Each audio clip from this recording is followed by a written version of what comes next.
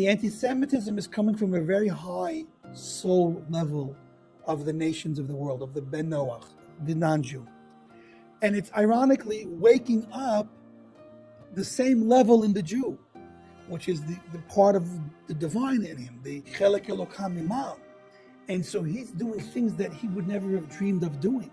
He is standing up and doesn't know why. And you have Jews standing up for their Jewish identity with a Jewish star or a kippah, or just saying I'm a Jew, or going to a pro-Israel rally. This could be their way of bringing Mashiach. Anti-Semitism is that double-edged sword. The hate is evil. The hate is wrong. We're not justifying the hate, but it's interesting because when you get pushed, you push back. In the spirit of Chanukah, I'm feeling a little bit emotional right now. They destroyed everything, but there was a small little bit of oil, that pintel yid, they call it, the essence of the Jewish Neshama, that high part of God in him, which is that little tiny flask of oil that was intact. And from that little tiny flask of oil in a destructive state, all hope was lost. But in that one little tiny drop of oil, there's all of the potential hope to rebuild it all. And what we're seeing now, Chanukah 2025, it's unbelievable because we are that oil. We are Hashem's menorah.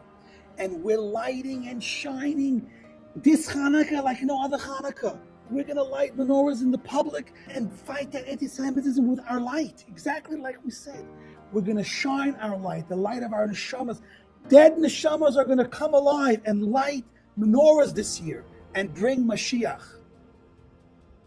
That's the positive result of the anti-Semitism, because if it's going to wake us up and we're going to stand tall in this darkness and light our menorah, light our neshama, and hold on to Hashem, then we won. We've won. And they've helped us win in some crazy, sick way. See, the thing is we don't know what God really wants from everybody. It could be that person's entire life mission, the secular Jew in whatever university he's in, to come up with the courage to be on his level, like Matisyahu, that stood and fought wars against the Greeks, to take that menorah, put it in his window, knowing that his entire university is going to know that he's a Jew. And in doing that, he could be accomplishing nothing less than what those holy warriors fought and gave their lives for thousands of years ago. The test matches the person in the particular time and place. Today, a person putting on a yarmulke and walking down a street could be his test. We don't know. Hashem is looking for crazy things from us, and we have to be ready to give that which He wants from us. And everyone has a chance to wake up and give his life to Hashem, kipshuto, to give his life to Hashem. You love cheeseburgers and you're Jewish, so if it's 2 for 1, how can you resist?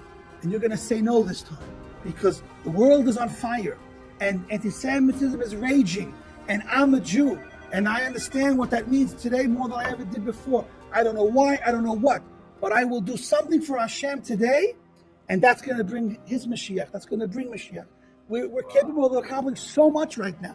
We're mamish on the thresholds of an explosion of light and of goodness.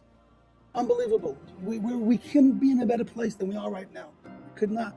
It's just, you just have to open your eyes and see it. Hashem has put everything where He wants it for the unbelievable final act of Geulah right now, B'ezrat Hashem.